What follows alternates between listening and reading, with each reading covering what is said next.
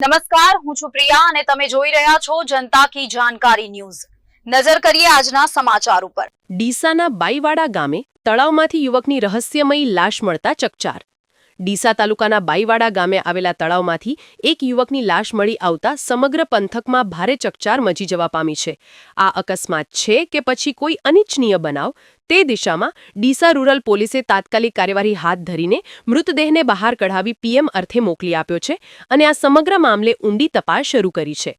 બાઈવાડા ગામના તળાવમાં કોઈ યુવકનો મૃતદેહ તરતો હોવાની જાણ થતાં જ આસપાસના વિસ્તારના લોકોના ટોળેટોળા ઘટના સ્થળે ઉમટી પડ્યા હતા।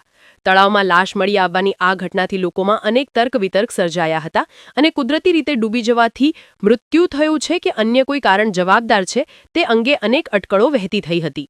સ્થાનિકો દ્વારા તાત્કાલિક ડીસા રૂરલ પોલીસ સ્ટેશનને જાણ કરવામાં આવી હતી। જાણ થતાં જ પોલીસ કાફલો તુરંત ઘટના સ્થળે દોડી આવ્યો હતો।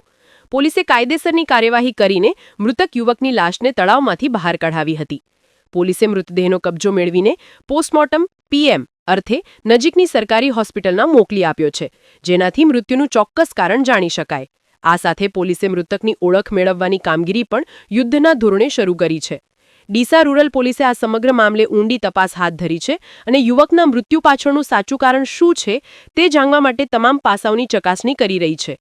હાલ તો પીએમ રિપોર્ટ અને પોલીસની તપાસ બાદ જ આ રહસ્યમય મૃત્યુ પરથી પડદો ઊંચકાશે। રિપોર્ટ ભરત ઠક્કર, ડીસા, બનાસકાંઠા।